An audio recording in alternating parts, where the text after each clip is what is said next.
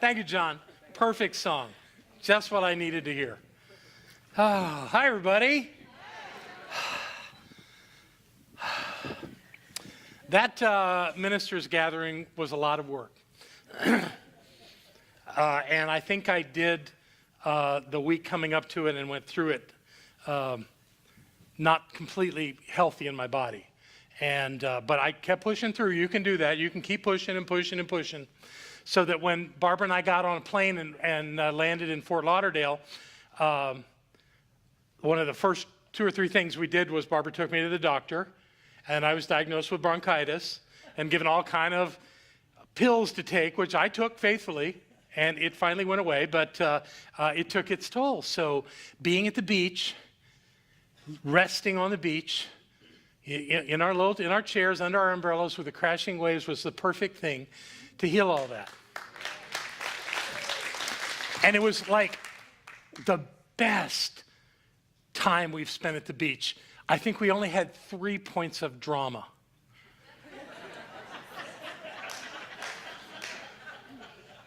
You know? So after the first one, we decided that we would make sure that we treated every day. And that really helped. So we kind of just worked our way through that. One of them was Barbara lost her wallet. She didn't lose it. It was in the bin in the back seat of the car where it was supposed to be. She just didn't know that. So, but I found it while she was dumpster diving.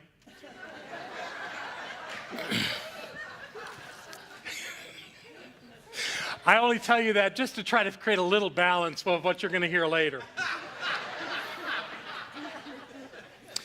So, no, but I talk about how hard it was, this work that we did to create this event, which, by the way, I didn't see all of them, but I saw some of the evaluations, and all the ones I saw said it was an excellent event, and everybody was really happy, and it was easy to see that with ministers roaming around here like hungry puppies, clinging to each other. It was just great. But the work that we did was nothing compared to what was going on in the world around us. I'm sure you've heard. Some of you, I hear, don't watch the news, but you got to be knowing some of the things. And I want to just up front say I'm not talking about what happened in Las Vegas. But there have been natural events on this continent that have really caught our attention. And I want to do a quick review for those of you, well, for everybody, but especially for those of you that may have missed some of this. Hurricane Harvey, remember that one? Went into the Gulf and kind of went through Houston. That's a picture of downtown Houston, in the middle of it. People being rescued by all kinds of folks in the Coast Guard and military. And you can see that used to be a neighborhood right there on the lower picture. Here's some information about that. Hurricane Harvey, 52 inches of rain. That's 27 trillion gallons of water fell on Texas and Louisiana. The damage from flood is amazing. 72,000 people had to be rescued. Think about that. 72,000 people had to be rescued. 30,000 stayed in temporary shelters. Almost 500,000 people required disaster assistance from that event. And more than 1 million cars and trucks were totaled. I know. Estimated total cost, $190 billion. Compare that to Katrina. Remember Katrina? It was $125 billion. I know. We almost forgot about this thing after we did our concert. Hurricane Irma, remember that one? 65,000 people ordered to evacuate. 6,500,000 people, 6.5 million ordered to evacuate. 1.3 million lost electricity in the first 4 hours, and for many of them it was days or even over a week before they got that back. 77,000 stayed in shelters. 102 people passed. As a result of that, 70,000 square miles experienced 185 mile per hour winds. That's crazy. That's like being in a tornado. Almost 500,000 people require disaster relief. Estimated cost they don't know yet. 120 billion is the lowest estimate, and the highest is 300. They don't know yet. It's going to be a while before they can make reasonable estimates on what Irma costs. It will cost to recover from. Are you exhausted yet? Hurricane Maria. These are pictures of Puerto Rico and the devastation there. They called it apocalyptic. 80% of the people in Puerto Rico still don't have running water and electricity. They don't know when they will. 48 people died, 3 million people. That's pretty much everybody on the island. It requires disaster relief, and they're estimating $95 billion to rebuild Puerto Rico. And if hurricanes weren't enough, yes, our beloveds in California are experiencing fires like they never have before. Look at these numbers. 7,825 separate fires, wildfires.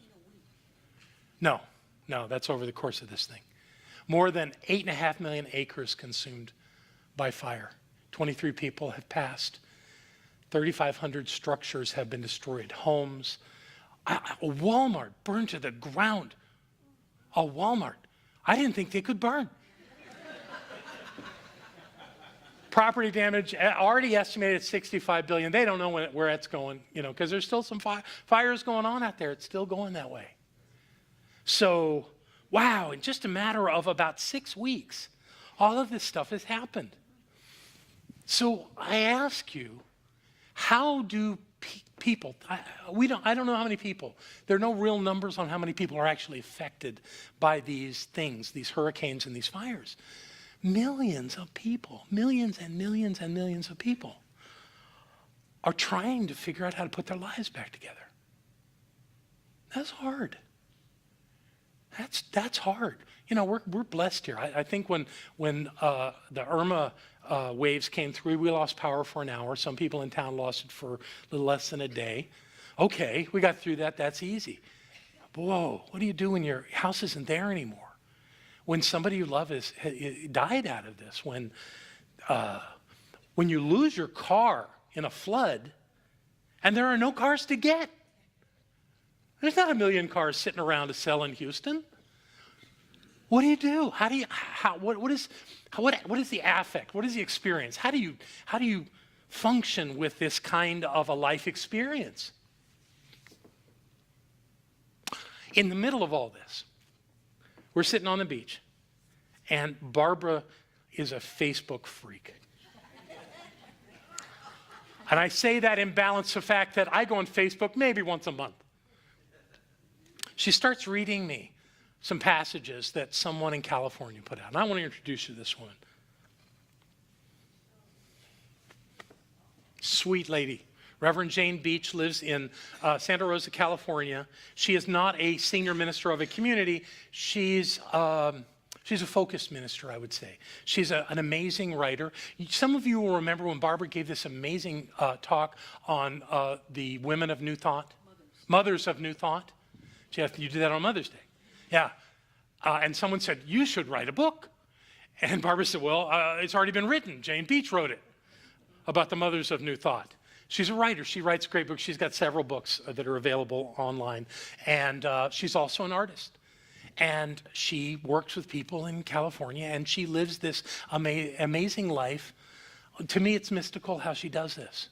And she's a role model for me of how to live through anything. And that's the point of this. How do you deal with it no matter what?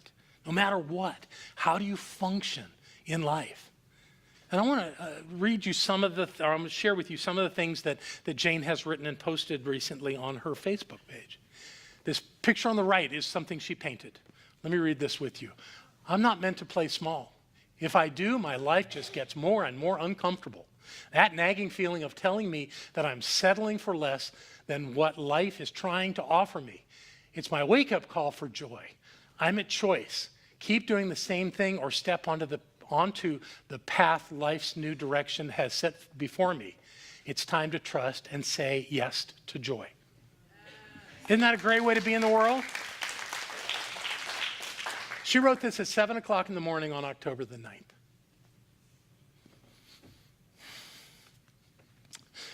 At 1:32, she wrote this.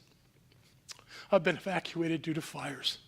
No matter how this turns out, the beloved is right where I am, and nothing is more important than that. I feel so incredibly blessed to feel that comforting, strengthening presence.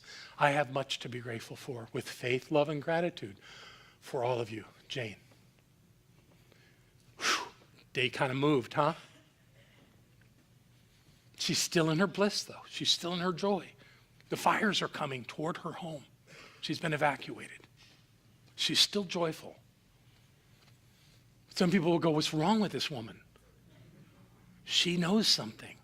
She knows something that all of you know. I know. But do I remember? Do I remember to stay in that joy no matter what? Good morning, sweet friends. I had a wonderful night's sleep last night, for which I am grateful. Looks like my house is gone, as are the homes of many others. I feel so incredibly blessed. Hello? I feel so incredibly blessed. I can feel myself being held close with the beloved's calm reassurance that all is well. I left my home with my clothes on my back, but I can start again. I will be divinely guided as to each next step, and then I'll take that step. My prayer is that everyone who is hurting can feel the presence of divine love in their lives too.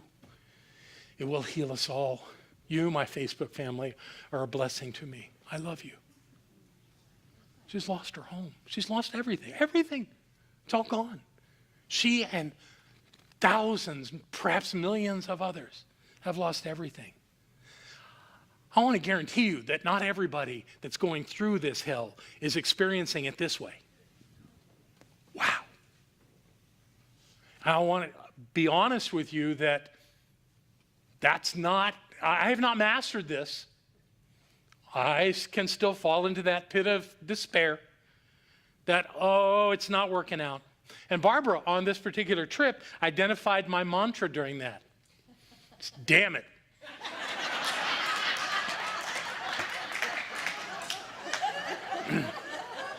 And having practiced that mantra, I can assure you that when I speak it, I do not receive this serene, joyous, blissful experience of life as a result. Thus the story of my time in Florida. We went to Walmart. Barbara will only go to Walmart twice during our trip.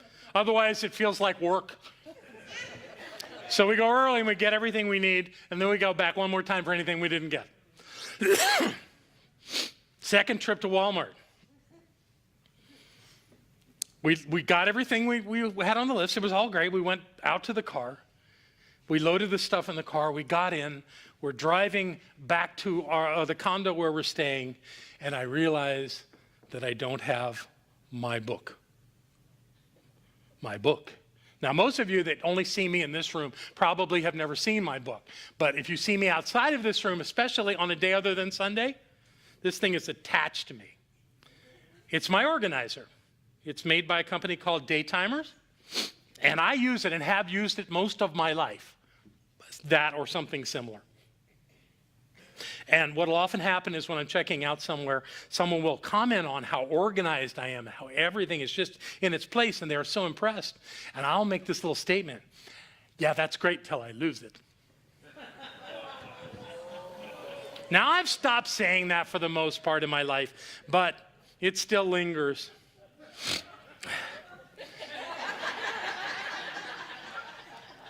I don't know which one is I better not play with that. So the picture on the left looks like the Walmart on 163rd Street, North Miami Beach. I don't know if it is, but it looks like it. The thing on the right is a Walmart grocery cart. When you leave that in that and drive away, it's not a good thing. And it brings up the mantra, damn it. When I'm a good 20 minutes away from the thing and realize it, and racing back, screaming, damn it, and Barbara's coaching me and loving me and saying, this is not helping. This is not helping. And she's doing her beautiful treatment. I know nothing is lost in the divine mind of God, including John's book. I know that it's here. I claim it. I call it forth. I accept it. I give thanks for it. And so it is. And I look at her. I know nothing's lost. Damn it. Oh, I'm lost in this thing of despair. The thing is that it's got my ID in it. I can't get back on a plane. I can't come home. That's not going to work. All is lost. Oh, no. I know nothing's lost. I know nothing's lost. Nothing's lost. Nothing. So the 20-minute drive through the most arduous traffic of my life. Barbara's already on the phone with the manager of Walmart. They don't have it. So I go there, and of course, the card is not where we left it. And I'm kind of wandering around the parking lot. Barbara goes inside to talk to the manager. Guys coming down, you know how the guys at Walmart, they gather up all the carts and they have this automated thing with a thing. The guy's walking a bunch of carts back, and I said, I was still there.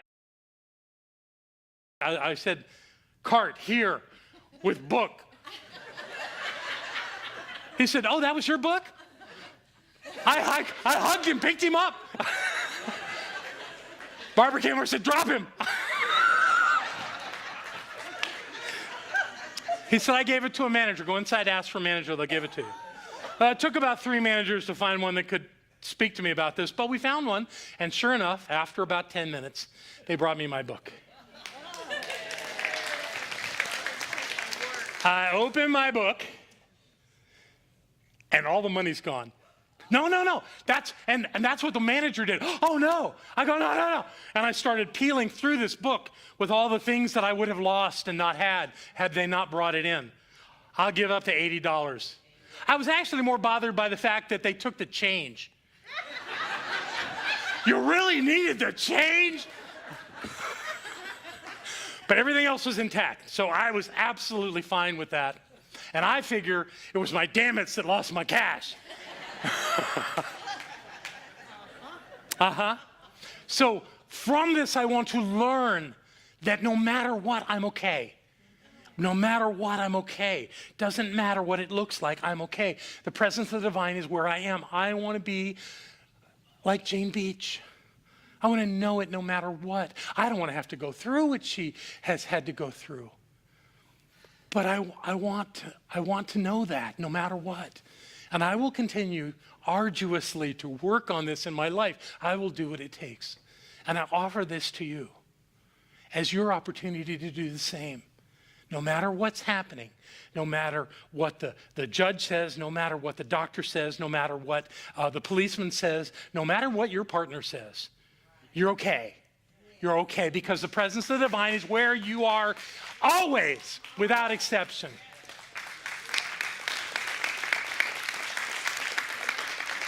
And if you can hold on to this, if you can make this work in your life, you might get a different outcome. I feel like I did. Barbara kind of drugged me through it, but I got to a place where I got my book back. Okay?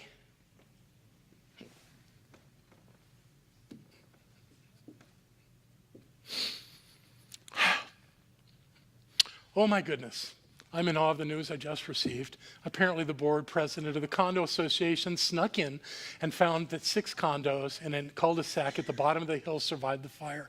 Mine is included. I don't even know what to say except thank you, God.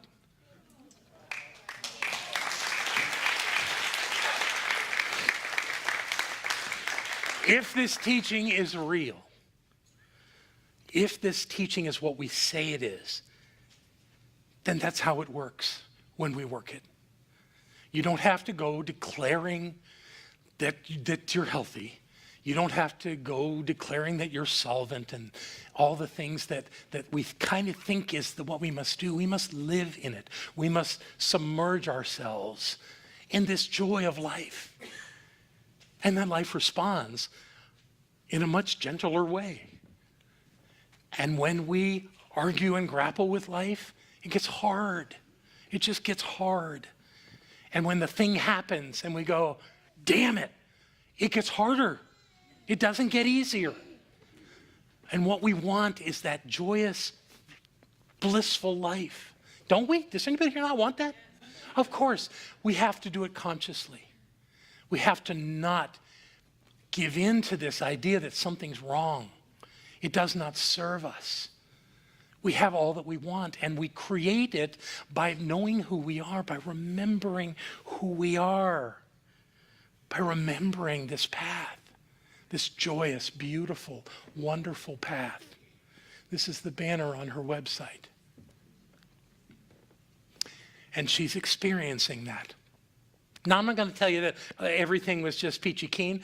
Her stuff probably all smells like smoke and some of it will forever. She'll pick something up, 10 years from now, and it'll smell like smoke and she'll remember. But what she'll remember is her joy, because that's what guides her life. So thank you, Jane Beach. You're amazing. You're a beautiful being, and you teach us how to live that life by remembering who we are. I love you all. Thank you.